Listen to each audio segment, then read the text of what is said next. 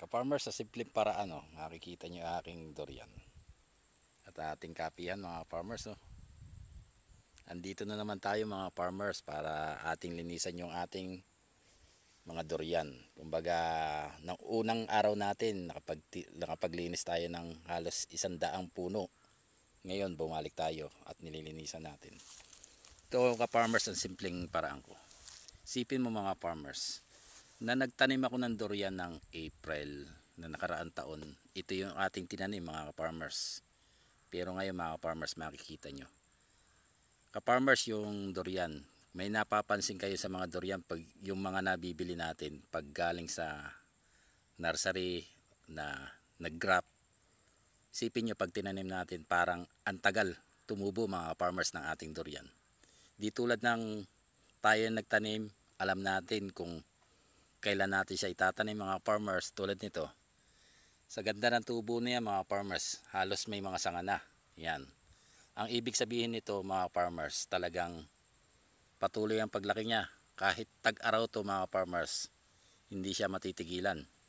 Halos tuloy-tuloy ang pagtaas niya mga farmers. May mga durian tayo rito mga farmers na yung edad 3 years, 4 years. Ganun yung mga pagtatanim mga farmers. Hindi yung nagtanim tayo ngayong taon tapos hihinto natin. Kung mayroon pa tayong pagtatamnan tulad ng ating kapihan mga farmers, huwag tayong tututok sa isang produkto. Ito na makikita nyo sa aking video mga farmers. Halos ang daming kape na yan mga farmers.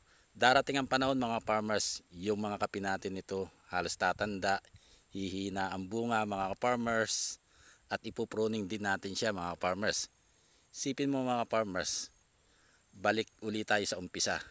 Pero kung meron na tayong durian mga farmers na ating aasahan, makikita nyo ang ating farm na may durian ka na mga farmers na tatawaging durian farm. Pero ito makikita nyo sa aking video, halos puros kape yan. Ating tinamnan ng durian. Farmers, tinamnan ko na ng durian yung ating kapihan. Dahil isipin nyo mga farmers, hindi lifetime farmers tayo ng kape.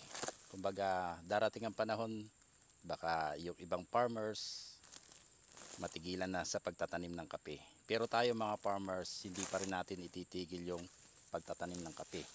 Dahil diyan tayo umaasa mga farmers sa ating tanim na produktong pangunahing dito natin kinukuha yung mga na-harvest natin para panggastos dito sa ating farm. Isipin nyo ito mga farmers, nakapagtanim tayo ng halos 100,000 kape, bakit hindi natin magagawang magtanim kahit 1,000 punong durian. Ang target ko mga farmers, sa bawat taon magtatanim na ako ng durian. Kumbaga sa 3 years kong pag-harvest ng kape, kumbaga nagtanim tayo ng kape at hihintayin pa natin siyang bumunga. Sa loob ng 3 years mga farmers, palagay na natin 2 years nag-harvest na tayo ng kape. At another 2 years mga farmers, halos malaki na ating durian. Itong kapihan natin, halos magiging 2 produkto. Meron na tayong kape, yun ang kapirahan, at ang ating bonus na durian farm. Kumbaga makikita natin sa ating farm na hindi lang isang klase yung nakatanim. Meron pa tayong mga iba-ibang klaseng mga tanim mga farmers bukod sa durian. Sipin nyo ito mga ka-farmers, yung binabaybay natin. Ito na ang magiging halaman ko paglipas ng mahabang panahon mga farmers. Meron na akong durian farm. Yan mga ka-farmers, kung hindi ko tinanim to, kailan ko pa may tatanim? Paano ko sa panahong hindi na tayo magkakape? Ayan. At magtatanim pa lang tayo. Ang ibig ko sabihin mga ka-farmers, kailan pa tayo magtatanim mga farmers? Kung kailang matanda na mga farmers. Di tulad nito mga farmers, ating nang naitanim sa simpleng paraan. Yan mga farmers, isipin nyo, halos 1 week lang ako magtatrabaho, aking lilinisan yung aking durian. Kumbaga sa simpleng paraan mga farmers, bakit pa tayo uupa sa ibang tao? Kaya nga tayo nagpa-farm mga farmers, para ating matutunan. Gaya nito mga farmers, ating inaral. Kumbaga, ating na agad itanim mga farmers para mabilis ang paglaki ng ating durian. Ngayon ka-farmers, itutuloy natin yung paglilinis at pagkatapos nito at may nakikita tayong i-harvest na kape, iyon ang isusunod natin. Kung wala man mga farmers, doon naman tayo lilipat sa ating tinanim na excelsa. Itong lugar natin mga farmers, ito yung lugar ng robusta. Kumbaga sa araw-araw natin pagpunta rito mga farmers, ito ang gagawin natin, yung mamitas, maglinis. Ito rin yung panahon ng pagtatanim at pag-harvest ng ating kape. Kumbaga, nakalinis na tayo, ubra na natin simulan yung pagtatanim. Yung mga pananim natin na ubrang itanim dito sa ating farm, ating itatanim mga farmers. Kumbaga, wala naman silan, kumbaga wala namang tayong kukunin na ibang produkto na bibilin pa natin para itanim. Kumbaga, tayo na nagtanim ng ating durian na itatanim natin dito sa ating farm. Yan, sa simpleng para mga farmers. Makikita nyo ka-farmers na ang bilis ng tubo ng ating durian. Ilang panahon lang mga farmers at sa susunod na video makikita nyo na yung kalakihan ng ating durian farm. Ngayon akit tayo at tutuloy natin yung mga farmers yung linisin bago tayo bababa para papunta sa ating tinanim na excelsa. Isang taon lang makalipas, babalikan natin itong ating durian at muli kong papakita sa inyo mga farmers kung gaano na kalalaki.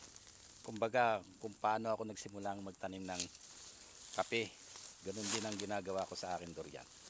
Kumbaga, nagtanim ako ng taon nito at kung wala akong ginagawa, yung una natin tinanim ng mga ka-farmers, yun ang nililinisan ko.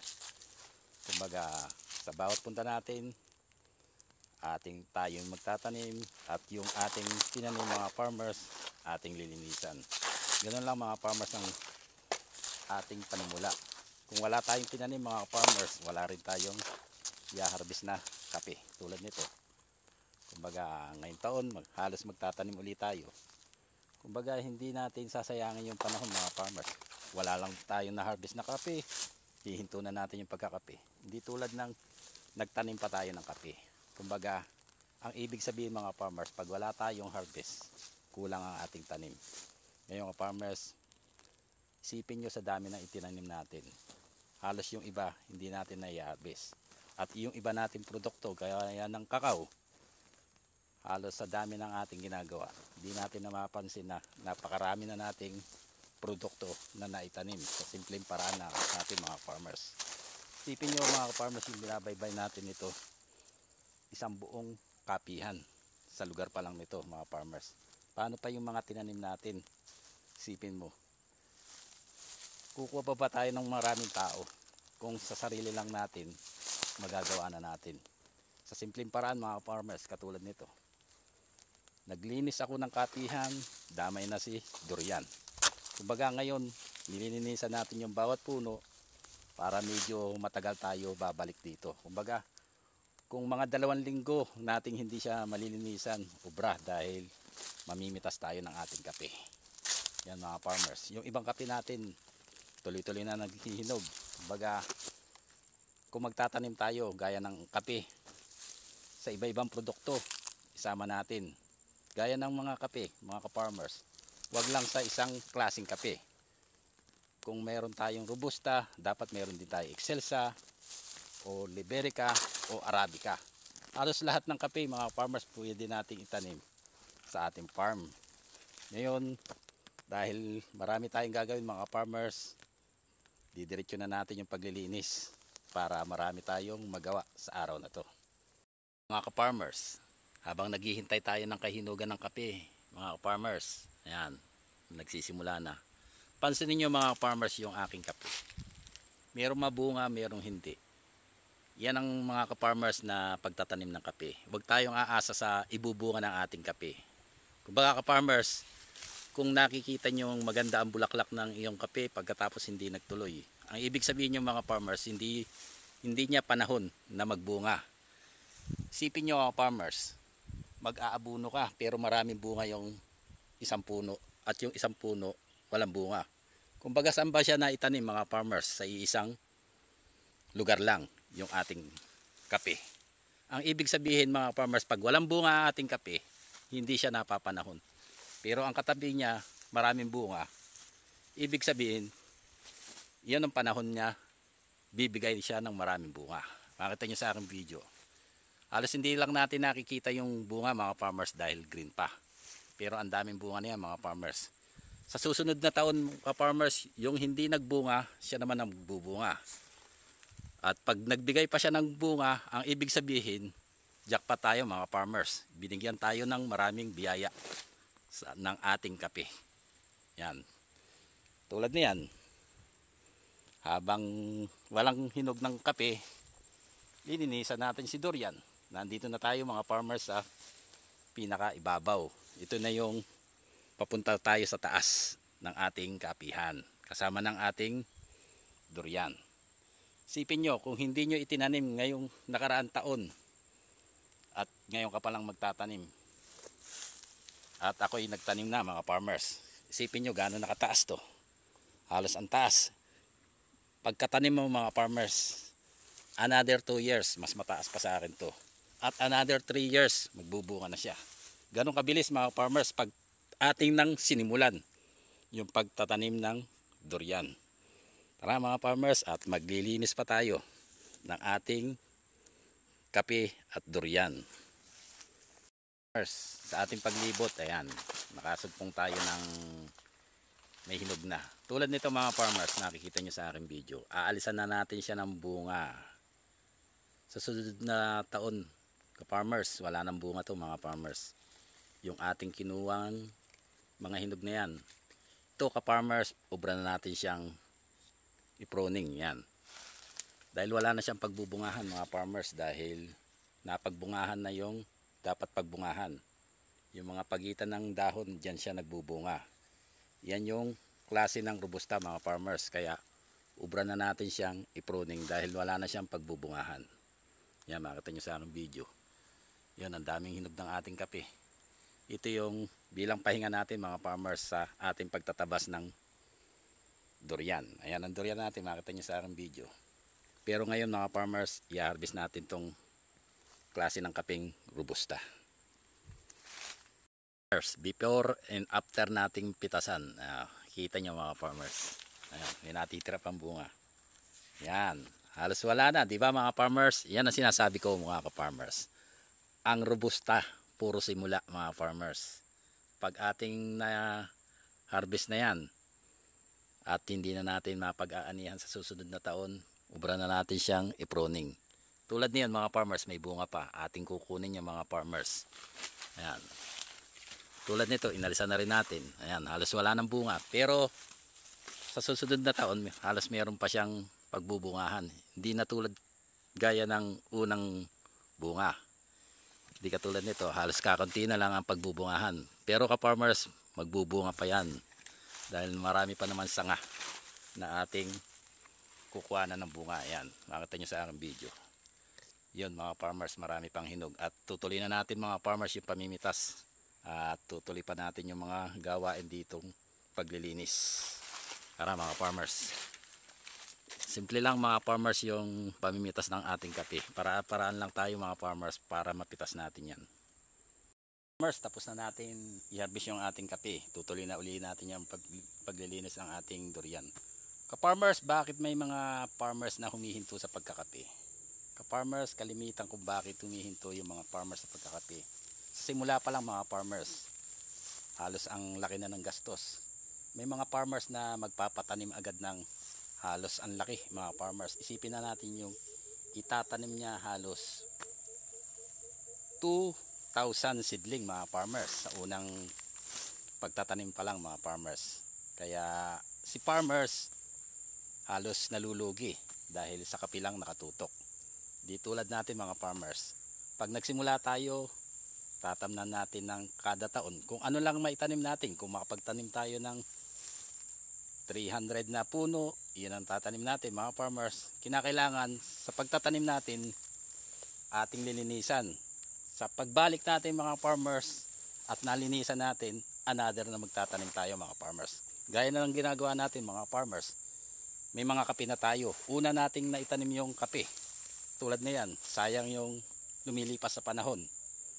Naglilinis lang din naman tayo ng ating kapihan, tinamnan ko ng produktong durian. Yan, katulad nito, halos patapos na ako.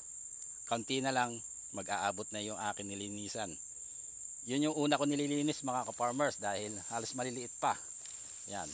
Pero darating ang panahon mga farmers at siguro mga 2 years makalipas, halos matataas na sa akin yung aking durian. Yan. Nandito na tayo mga farmers sa pinaka itaas. Andito yung ating kapihan. Ito yung robusta. Kumbaga naglilinis na rin ako ng robusta.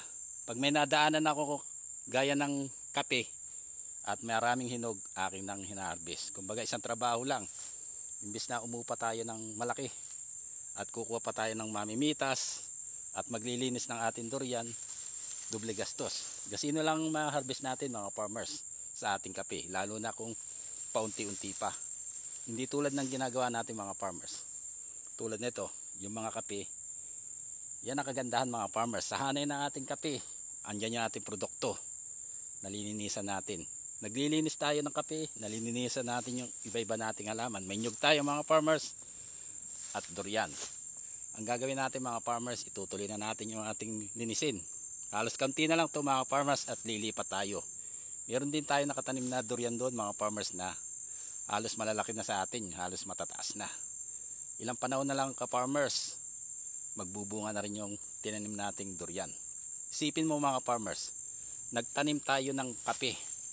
Hintayin lang natin ng 2 years, magsisimula na tayo mag-harvest. Habang nag-harvest tayo mga ka-farmers, another year na kada harvest natin, di natin namamalayan yung durian natin matataas na. Isipin mo mga farmers, naglalakad ka sa iyong kapihan at yung durian mo matataas pa sa iyo. Darating ang panahon mga farmers, isang produkto na hindi mo inaasam na magkakameron ka. Kumbaga ka-farmers, sa simpleng paraan natin, meron na tayong durian. Yan o. Tayo na rin yung nagtanim at tayo na yung nagtanim sa farm. Kumbaga tayo ang nagpunla ng ating seedling at agad nating itinanim mga farmers.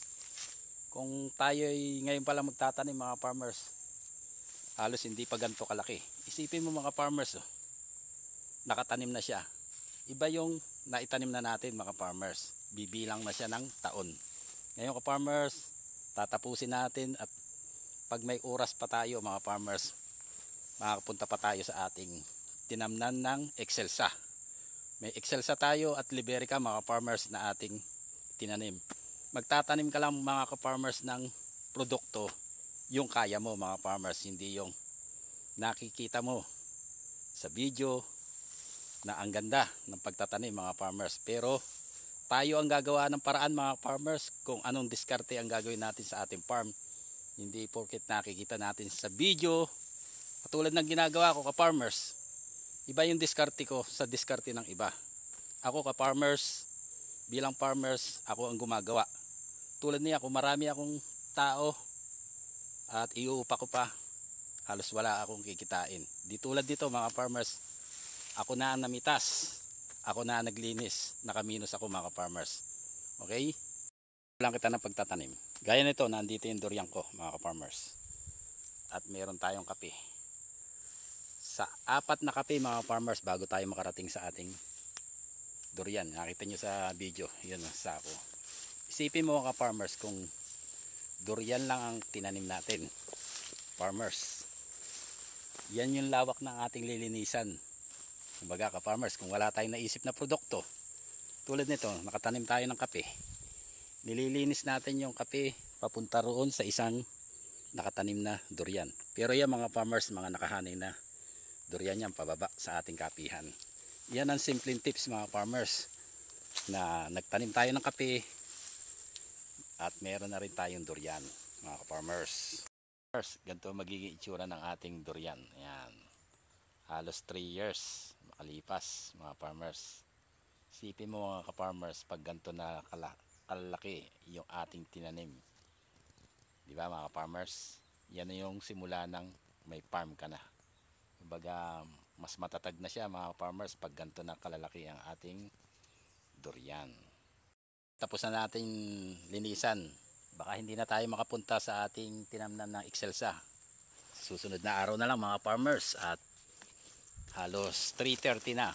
Pag 3:30 mga farmers, halos umuwi na ako. Kumbaga, yun na yung simula natin. Kukuha pa tayo ng ating mga produkto mga farmers na ating iuwi. Yung oras na yun mga farmers. Halos malayo rito mga farmers yung ating Excelsa. Pero may mga tanim din akong Excelsa rito sa aking dalandan mga farmers. Yung dalandan natin halos matanda na yan, kaya buti na lang may kape tayong nakatanim sa ating dalandan. Kaya ang gagawin natin mga farmers, baka sa susunod na araw na tayo maglilinis doon at bibisita. Total ka farmers, kagandahan yun, nalinisan na natin kahit 2 weeks na hindi natin siya balikan. Bumalik man tayo mga farmers, sasabay na natin yung pag-harvest. Kumbaga sa paglibot natin, nakita natin na mayroong karamihan pa hindi hinog. Kumbaga nagsisimula pa lang. Tulad ng ating Excelsa yan. Ito by March mga farmers, makita nyo sa aking video yan. May mga bunga yung ating Excelsa. Gandaan niya mga farmers, binabaybay mo yung kapihan at nakikita mong may mga bunga yung kape. Yan na yung karagdagang kita natin sa bawat taon mga farmers. At yan yung bilang panimula natin. Na dahil sa kape, tuloy-tuloy tayo nakapag-farm ng ating mga produkto gaya ng durian mga farmers. Ngayon ang gagawin natin, pauwi na tayo at diretso na tayo. At susunod na araw at samahan nyo ako mga ka-farmers sa aking mga video. At sana tuloy-tuloy yung panonood nyo at pag-share at pag-like na aking video mga farmers. Sa simpleng paraan mga farmers, di katulad nito mga farmers ng ating pagpa-farm, halos hindi lang bilang mayaman mga farmers para magkameron ng sariling farm. Okay, salamat mga farmers.